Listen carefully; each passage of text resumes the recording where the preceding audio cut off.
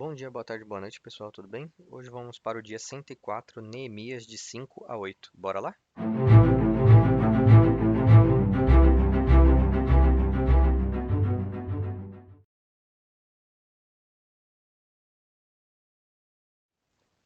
Neemias 5. Ora, o povo, homens e mulheres, começou a reclamar muito de seus irmãos judeus. Alguns diziam: nossos filhos e nossas filhas, somos numerosos. Precisamos de trigo para comer e continuar vivos.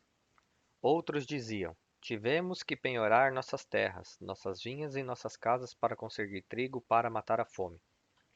E havia ainda outros que diziam: tivemos que tomar dinheiro emprestado para pagar o imposto cobrado sobre as nossas terras e as nossas vinhas. Apesar de sermos do mesmo sangue, dos nossos compatriotas, e de nossos filhos serem tão bons quanto os deles, ainda assim temos que sujeitar os nossos filhos e as nossas filhas à escravidão.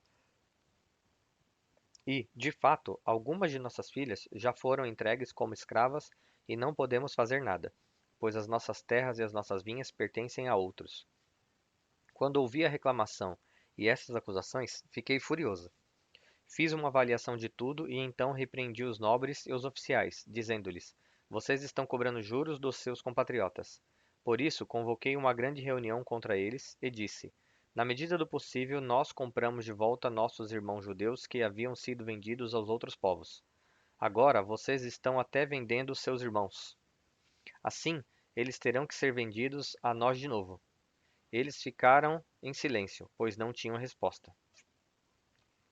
Por isso eu prossegui: o que vocês estão fazendo não está certo. Vocês devem andar no temor do nosso Deus para evitar a zombaria dos outros povos, os nossos inimigos. Eu, os meus irmãos e os meus homens de confiança também estamos emprestando dinheiro e trigo ao povo, mas vamos acabar com a cobrança de juros. Devolvam-lhes imediatamente suas terras, suas vinhas, suas oliveiras e suas casas, e também os juros que cobraram deles, a centésima parte do dinheiro, do trigo, do vinho e do azeite. E eles responderam: nós devolveremos tudo o que você citou, e não exigiremos mais nada deles. Vamos fazer o que você está pedindo. Então convoquei os sacerdotes e os fiz declarar sob juramento que cumpririam a promessa feita. Também sacudi a dobra do meu manto e disse: Deus assim sacuda de sua casa e de seus bens todo aquele que não mantiver a sua promessa. Tal homem seja sacudido e esvaziado. Toda a assembleia disse: Amém, e louvou o Senhor. E o povo cumpriu o que prometeu. Além disso, desde o 20º ano do rei Artaxerxes, quando fui nomeado governador deles na terra de Judá, até o 32º ano de seu reinado, durante 12 anos, nem eu nem meus irmãos comemos a comida destinada ao governador. Mas os governantes anteriores, aqueles que me precederam, puseram um peso sobre o povo e tomavam dele 480 gramas de prata, além de comida e vinho. Até os seus auxiliares oprimiam o povo, mas, por temer a Deus, não agi dessa maneira. Ao contrário, eu mesmo me dediquei ao trabalho neste muro. Todos os meus homens de confiança foram reunidos ali para o trabalho, e não compramos nenhum pedaço de terra. Além do mais, 150 homens, entre judeus do povo e seus oficiais, comiam à minha mesa, como também pessoas das nações vizinhas que vinham visitar-nos. Todos os dias eram preparados à minha custa um boi, 6 das melhores ovelhas e aves, e a cada 10 dias eu recebia uma grande remessa de vinhos de todo tipo. Apesar de tudo isso, jamais exigi a comida destinada ao governador, pois eram demasiadas as exigências que pesavam sobre o povo. Lembra-te de mim, ó meu Deus, levando em conta tudo o que fiz por este povo. Neemias 6.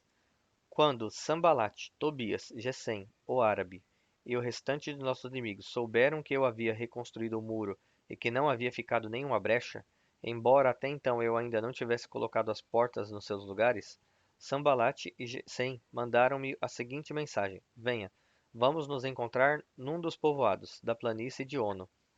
Eles, contudo, estavam tramando fazer-me mal. Por isso enviei-lhes mensageiros com esta resposta: estou executando um grande projeto e não posso descer. Por que parar a obra para ir encontrar-me com vocês? Eles me mandaram 4 vezes a mesma mensagem, e todas as vezes lhes dei a mesma resposta. Então, na quinta vez, Sanbalate mandou-me um dos seus homens de confiança com a mesma mensagem. Ele tinha na mão uma carta aberta, que estava escrito: Dizem entre as ações, e Gesem diz que é verdade, que você e os judeus estão tramando uma revolta e que, por isso, estão reconstruindo o muro. Além disso, conforme dizem, você está na iminência de se tornar o rei deles, e até nomeou profetas para fazerem em Jerusalém a seguinte proclamação a seu respeito: Há um rei em Judá. Ora, essa informação será levada ao rei. Por isso, vamos conversar. Eu lhe mandei esta resposta. Nada disso que você diz está acontecendo. É pura invenção sua. Estavam todos tentando intimidar-nos, pensando: eles serão enfraquecidos e não concluirão a obra. Eu, porém, orei pedindo: Fortalece agora as minhas mãos. Um dia fui à casa de Semaías, filho de Delaías, neto de Meetabel, que estava trancado portas adentro. Ele disse: Vamos encontrar-nos na casa de Deus, no templo, a portas fechadas, pois estão querendo matá-lo. Eles virão esta noite. Todavia, eu lhe respondi: Acha que um homem como eu deveria fugir? Alguém como eu deveria entrar no templo para salvar a vida? Não, eu não irei. Percebi que Deus não o tinha enviado e que ele tinha profetizado contra mim porque Tobias e Sanbalate o tinham contratado. Ele tinha sido pago para me intimidar, a fim de que eu cometesse um pecado agindo daquela maneira. Então eles poderiam difamar-me e desacreditar-me. Lembra-te do que fizeram Tobias e Sanbalate, meu Deus. Lembra-te também do, da profetisa Noadia e do restante dos profetas que estão tentando me intimidar. O muro ficou pronto no 25º dia de Elul, em 52 dias. Quando todos os nossos inimigos souberam disso, todas as nações vizinhas ficaram atemorizadas e com o orgulho ferido, pois perceberam que essa obra havia sido executada com a ajuda de nosso Deus. E também, naqueles dias, os nobres de Judá estavam enviando muitas cartas a Tobias, que lhes enviava suas respostas, por- porque muitos de Judá estavam comprometidos com ele por juramento, visto que era genro de Secanias, filho de Ara, e seu filho Joanã havia se casado com a filha de Mesulão, neto de Berequias. Até ousavam elogiá-lo na minha presença e iam contar-lhe o que eu dizia. E Tobias continuou a enviar-me cartas para me intimidar. Neemias 7. Depois que o muro foi reconstruído e que eu coloquei as portas no lugar, foram nomeados os porteiros, os cantores e os levitas. Para governar Jerusalém, encarreguei o meu irmão Hanani e com ele Ananias, comandante da fortaleza, pois Ananias era íntegro e temia a Deus mais do que a maioria dos homens. E eu lhes disse: As portas de Jerusalém não deverão ser abertas enquanto o sol não estiver alto. E antes de deixarem o serviço, os porteiros deverão fechar e travar as portas. Também designei moradores de Jerusalém para sentinelas, alguns postos no muro, outros em frente das suas casas. Ora, a cidade era grande e espaçosa, mas havia poucos moradores, e as casas ainda não tinham sido reconstruídas. Por isso, o meu Deus pôs no meu coração reunir os nobres, os oficiais e todo o povo para registrá-los por famílias. Encontrei o registro genealógico dos que foram os primeiros a voltar. Assim, estava registrado ali. Estes são os homens da província que voltaram do exílio, os quais Nabucodonosor, rei da Babilônia, havia levado prisioneiros.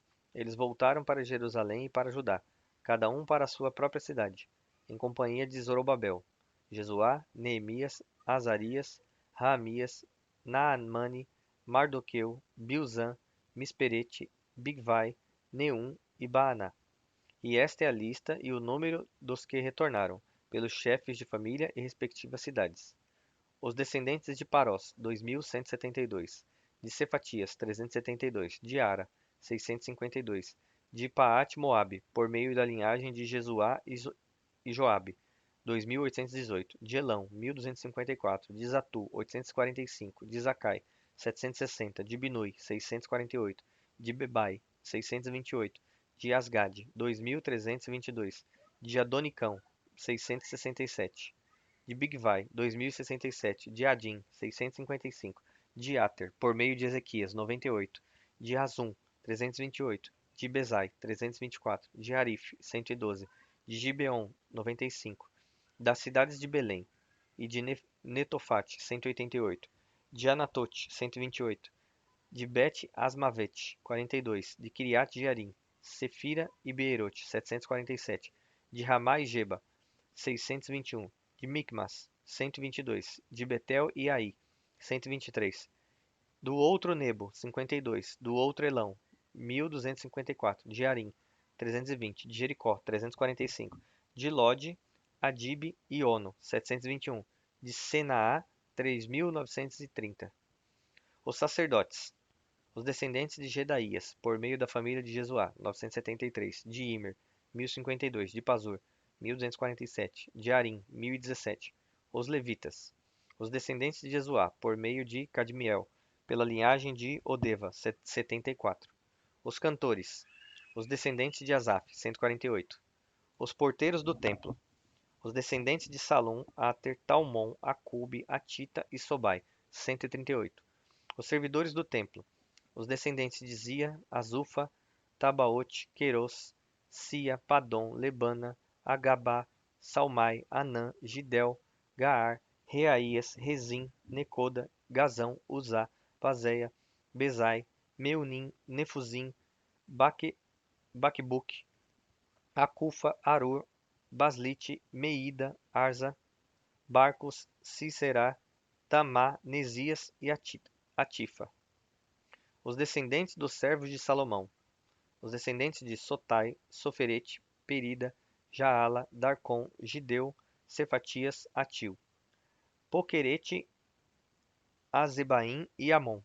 Os servos do templo e os descendentes dos servos de Salomão, 392.